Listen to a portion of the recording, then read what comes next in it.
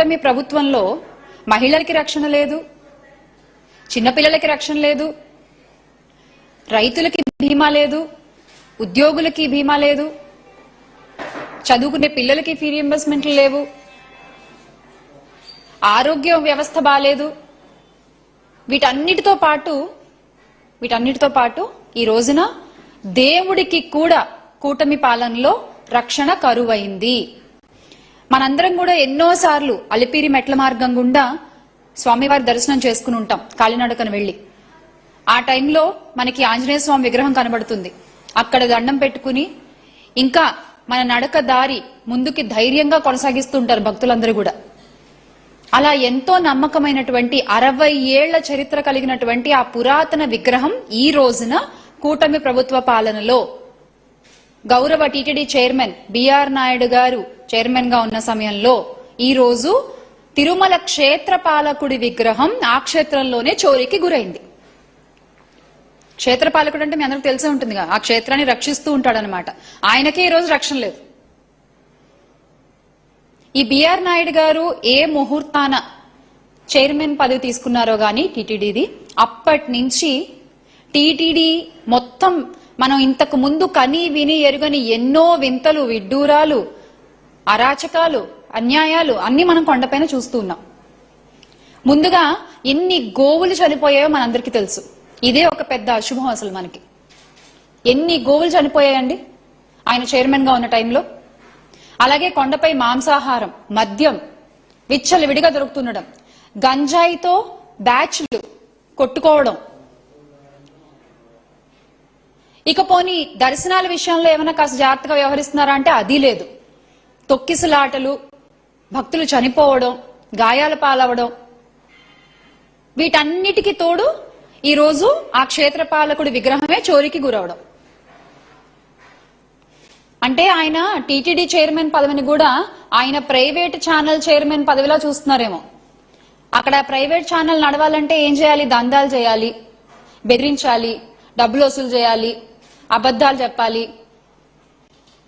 అలాగే ఇక్కడ కూడా చేస్తున్నారు. ఇంకా ఇవన్నీ బయటకు వచ్చిన నిజాలు, బయటకు వచ్చిన అన్యాయాలు టీటీడీలో జరుగుతున్నవి. ఇక రానివెన్నో, బయటకు రానివెన్నున్నాయో. ఇంకా ఈ రోజున దర్శనానికి వెళ్లిన ప్రతి ఒక్క భక్తుడు కూడా చెప్పే మాట సదుపాయాలు సరిగ్గా లేవు, దర్శనం సరిగ్గా అవ్వట్లేదు, ఇది వరకుట్లా లేదు. మళ్ళీ మాట్లాడితేనేమో చెప్తారు ఒక్కొక్కళ్ళు, ఇంత పెద్ద పెద్ద డైలాగులు చెప్తారు. మేము సనాతన రక్షకులము, మాకు ఆంజనేయ స్వామి అంటే విపరీతమైన గౌరవము. మరి నిజంగా ఈ మాటలు మాట్లాడిన పెద్ద మనుషులందరూ ఈ రోజు ఏమయ్యారు? ప్రతి సంవత్సరం హనుమత్ జయంతి రోజున ఎంత వేడుకగా, ఎంత వైభవంగా తిరుమల తిరుపతి దేవస్థానం ఆధ్వర్యంలో ఇప్పుడు చోరికి గురైనటువంటి హనుమంతుడి విగ్రహానికి ఎంత వైభవంగా పూజలు జరిపిస్తారు. మరి ఈ రోజున ఆ విగ్రహం చోరీకి గురైందే, సీసీటీవీ కెమెరాలో కూడా రికార్డ్ అయిందే. మొత్తం యొక్క టీటీడీ యొక్క భద్రతా వ్యవస్థ పైనే ఈ రోజున ప్రశ్నలు తలెత్తుతున్నాయి కదా ఈ సందర్భంలో. మరి ఎందుకు ఒక్కళ్ళు కూడా వచ్చి మాట్లాడట్లేదు? ఒక్కళ్ళు కూడా ఎందుకు దీని మీద ఇప్పటి వరకు సమాధానం చెప్పలేదు? ఎక్కడ ఏ మెట్లు అడగాలని ఆలోచించుకుంటున్నారా? ఇంకా మళ్ళీ వేషాలకి మాత్రమే పరిమితం అయిపోయి, మాటలకి మాత్రమే పరిమితం అయిపోయి చేతులకి దూరంగా జరిగిపోతుంది ప్రస్తుత కూటమి ప్రభుత్వం. దాన్ని ప్రజలు ఖచ్చితంగా గమనిస్తూనే ఉన్నారు. గత ప్రభుత్వంలో వైఎస్ జగన్మోహన్ రెడ్డి గారు ముఖ్యమంత్రిగా ఉన్నప్పుడు టీటీడీ, ఇదే టీటీడీ ఆధ్వర్యంలో ఎన్ని గుళ్లు కట్టించారు. హైందవ వ్యవస్థకి ఎంత ఇంపార్టెన్స్ ఇస్తూ, హైందవ ధర్మాన్ని నమ్ముతూ, దానికి ఒక గౌరవాన్ని కలిగిస్తూ ముందుకు తీసుకెళ్లినటువంటి ఘనత వైఎస్ జగన్మోహన్ రెడ్డి గారిది. అయితే ఈ రోజున మీరు పేరుకి మేము హైందవ ధర్మాన్ని రక్షిస్తాము, సనాతన ధర్మాన్ని కాపాడతామని చెప్పేటువంటి మీ హయంలో, కూటమి ప్రభుత్వంలో విగ్రహాలు మాయమైపోవడం, గుళ్లను కూల్చేయడం, అపరిశుభ్రంగా ఉన్నటువంటి ప్రదేశాల్లో దైవ విగ్రహాలు కనపడడం, ఇవన్నీ కూడా జరుగుతున్నాయి. నిజంగా ఈ రోజున టీటీడీ మాజీ చైర్మన్ మా భూమన కరుణాకర్ రెడ్డి గారు అడిగినట్టు ప్రస్తుత టీటీడీ చైర్మన్ బిఆర్ నాయుడు గారు వెంటనే ఈ తప్పులన్నిటికీ కూడా బాధ్యత వహిస్తూ రాజీనామా చేయాలి. ఎందుకంటే ఒకటి కాదు, రెండు కాదు, మీరు వచ్చిన దగ్గర నుంచి అబద్దాలు, లడ్డూలో కల్తీ జరిగిందని ఏ రోజైతే మీరు మొదలు పెట్టారో ఆ రోజు నుంచి వరుసగా అన్ని మీ తప్పులే కనబడుతున్నాయి.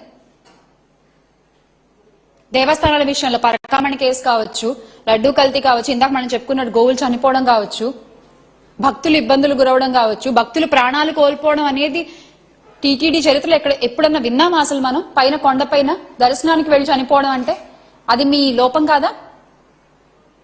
ఈ రోజు ఆంజనేయ స్వామి విగ్రహ చోరీ.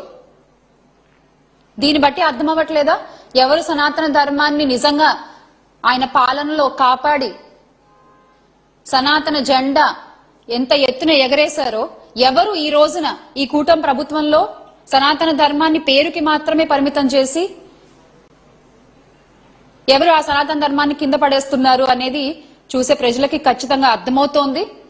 మరొకసారి బిఆర్ నాయుడు గారు ఈ తప్పులన్నిటికీ బాధ్యత వహిస్తూ ఆయన వెంటనే రాజీనామా చేయాలి అని భూమా కరుణాకర్ రెడ్డి గారు అన్నట్టు వైఎస్ఆర్ కాంగ్రెస్ పార్టీ తరఫు నుంచి మేము కూడా ఇదే కోరుకుంటున్నాం. సనాతన ధర్మాన్ని మాటలతో కాదు చేతలతో కాపాడుకుందాం.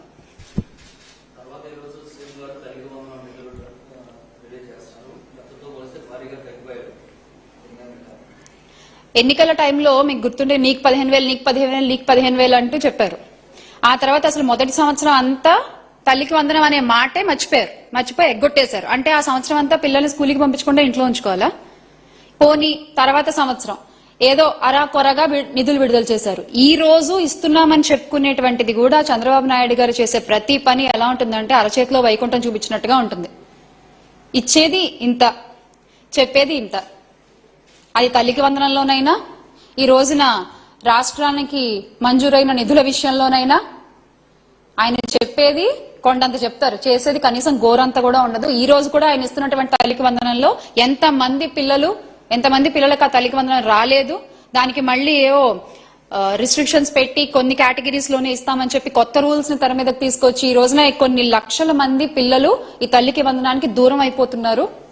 కానీ జగన్మోహన్ రెడ్డి గారి ప్రభుత్వంలో ఇదొక జగన్మోహన్ రెడ్డి గారి మానస పుత్రిక అని చెప్పొచ్చు.